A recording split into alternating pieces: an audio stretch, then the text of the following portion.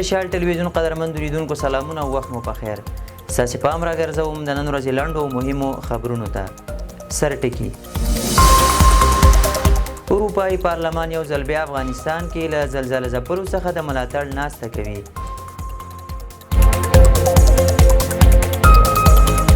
کورنیو چارو وزارت غواړي امنیتي ځواکونو ته د رینجر موټرونو پر ځای بدیل وسایط وویشي. هیواد کې د معیشت د ښه والي او د زغم پیاوړتیا پروژه پیل شوه.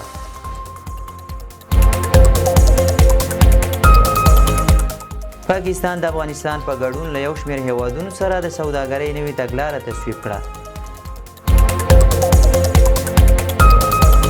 بلجیم د غیر قانوني افغان کډوالو د ستنولو په اړه د طالبانو له حکومت سره خبرې پیلوي.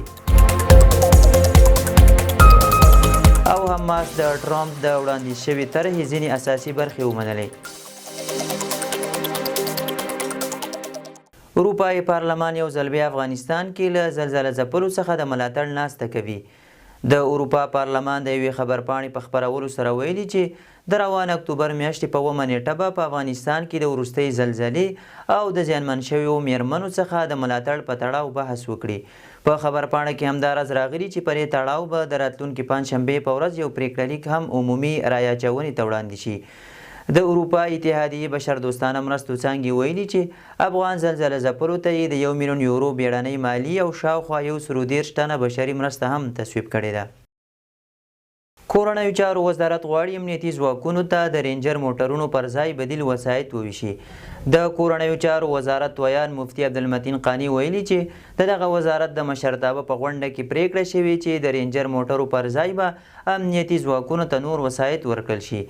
د ښاغلي قانی په وینا په غونډه کې دا پریکړه هم شوې چې د رینجر بدیل وسایط باید د افغانستان له شرایطو او جغرافیې سره سم وي.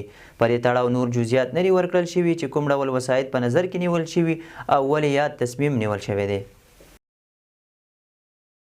افغانستان د مالګې له پلوه ځان بسیاینې ته رسېدلی دی. د صنعت او سوداګرۍ وزیر نورالدین عزیزي پر خپله فیسبوک پاڼه لیکلي چې افغانستان د مالګې له اړخه پر ځان بسیا شو. هغه لیکلي چې هر کال به له بهرنیو هیوادونو شاوخوا 3.5 لکه ټنه مالګه افغانستان ته راتله، خو اوس دا ټوله په کور دننه او شاوخوا ولایتونو کې استخراجیږي.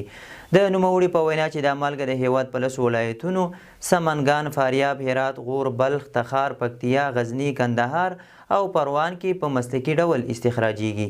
هغه همداراز ویلي چې اوس مهال په افغانستان کې 350 د مالګې د تولید او پروسس کارخونې فعالیت لري چې ګڼ شمېر هیوادوالو ته پکې د کار زمینه هم برابره شوې. بلخوا له بهرنیو هیوادونو څخه افغانستان ته د هر ډول مالګې پر وارداتو بندیز لګېدلی دی. هیواد کې د معیشت د ښه والي او د زغم پیاوړتیا پروژه پیل شوه. په پکتیکا، کونړ، فاریاب، سمنګان، تخار او د دایکنډي ولایتونو کې د 6 میلیونه پونډو په ارزښت د افغانستان د زیانمنو ټولنو د معیشت د ښه والي او د زغم د پیاوړتیا پروژه پیل شوه.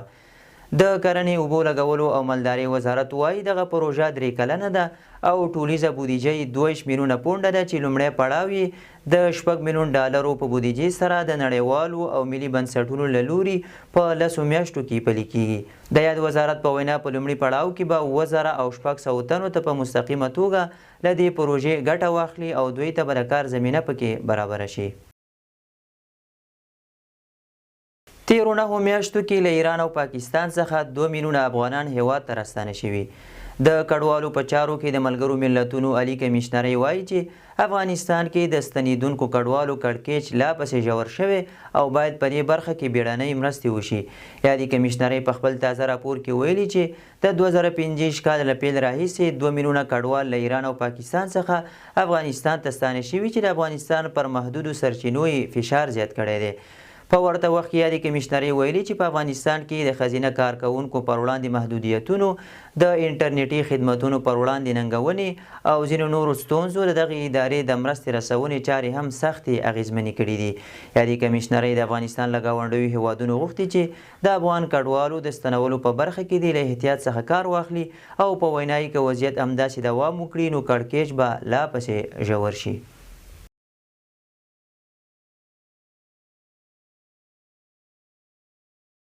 پاکستان د افغانستان په ګډون له یو شمېر هیوادونو سره د سوداګرۍ نوې تګلاره تصویب کړه. د پاکستان کابینې اړوند د اقتصادي همغږۍ کمیټې یوه نوې مسوده منظور کړه چې له مخې به یې افغانستان، ایران او روسیې سره د مال پر مال سوداګرۍ تګلاره بدله او اصلاح شي. په دې غونډه کې چې د مالیې او عوایدو فدرالي وزیر محمد اورنګزیب مشري کړې، سوداګرۍ وزارت ته وړاندیز کړی چې د افغانستان په ګډون د ګاونډیو هیوادونو سره د سوداګرۍ موجوده چوکاټ ته بدلون ورکړل شي څو سوداګریزې اړیکې لا اسانه او عملي شي. له دې پریکړې وروسته به د افغانستان، پاکستان، ایران او روسیې ترمنځ سوداګري د پیسو پر ځای مال پر مال تبادله کیږي. بلجیم د غیر قانوني افغان کډوالو د ستنولو په اړه د طالبانو له حکومت سره خبرې پیلوي. د بلجیم د پناه غوښتنې او کډوالۍ وزیر ویلي چې هیواد یې غواړي له طالبانو سره د هغو افغانانو د ستنولو په اړه خبرې وکړي چې په بلجیم کې په غیر قانوني ډول اوسیږي او یا یې جرمونه کړي دي. هغې ویلي چې بروکسل باید په ډیپلوماتیک ډول پلټنه وکړي چې څه ډول د افغانستان له اوسني حکومت سره په عملي ډول په دې اړه اړیکې ټینګې کړي. نوموړي زیاته کړې چې له اروپایي اتحادیې به غوښتنه وکړي چې څو د ځینو افغان وګړو د بیرته ستنولو لارې چارې وڅېړي. د هغې په وینا له طالبانو سره خبرې او تماس یوازې د افغانانو د هویت د تثبیت لپاره یوه تخنیکي همکاري ده څو هغه کسان چې بلجیم یې د ایستلو نیت لري وپېژندل شي. د ایران او روسیې ترمنځ د هر اړخیز ستراتیژیک مشارکت تړون رسمي بڼه خپله کړه. د ایران بهرنیو چارو وزارت په خبرپاڼه کې راغلي چې دا تړون د دواړو مشرانو هغه پریکړه څرګندوي چې غواړي دوه اړخیزې اړیکې ژورې کړي او په ټولو برخو کې ګډه همکاري پیاوړې کړي. په تړون کې د همکارۍ برخې او لومړیتوبونه مشخص شوي او یو روښانه چوکاټ وړاندې شوی څو اړیکې په ډیپلوماتیکو، اقتصادي، سوداګریزو، ساینسي او ټکنالوژۍ، انرژۍ، پانګونې، دفاعي، فرهنګي او نورو برخو کې پراخې شي. دغه تړون د دواړو هیوادونو د ولسمشرانو لخوا د 2025 کال د جنورۍ په 14مه نیټه په مسکو کې لاسلیک شوی و. حماس د ټرمپ د وړاندې شوي طرحې ځینې اساسي برخې ومنلې. حماس په یوې اعلامیه کې د امریکا ولسمشر ډونالډ ټرمپ د اوربند د وړاندې شوي طرحې یو شمېر اساسي برخې چې پکې د ټولو اسرائیلي بندیانو خوشي کول او د غزې تړانګې د اداره کولو چارې خپلواکو فلسطیني چارواکو ته سپارل دي منلي دي. حماس په دې اعلامیه کې د دې غورځنګ د بې وسلې کولو په اړه چې د ټرمپ د وړاندې شوي طرحې مهمه برخه ده څه نه دي ویلي. د حماس له اعلامیې وروسته ډونالډ ټرمپ په یوه ویډیو پیغام کې ویلي دا پرمختګ بېساری دی او باور لري چې حماس تلپاتې سولې ته چمتو دی. ټرمپ دغه راز د حماس له ځواب ویلو وروسته له اسرائیلو غوښتي چې سمدستي دې پر غزې خپل بریدونه ودروي. همداراز د اسرائیل صدر اعظم بنیامین نتنیاهو ویلي چې هیواد به یې د سولې لپاره د ټرمپ پلان باندې له امریکا سره ګډ کار وکړي. د شا ټلویزیون قدرمنو لیدونکو دا و د دې مهال لنډ او مهم خبرونه. تر بیا ښه وخت.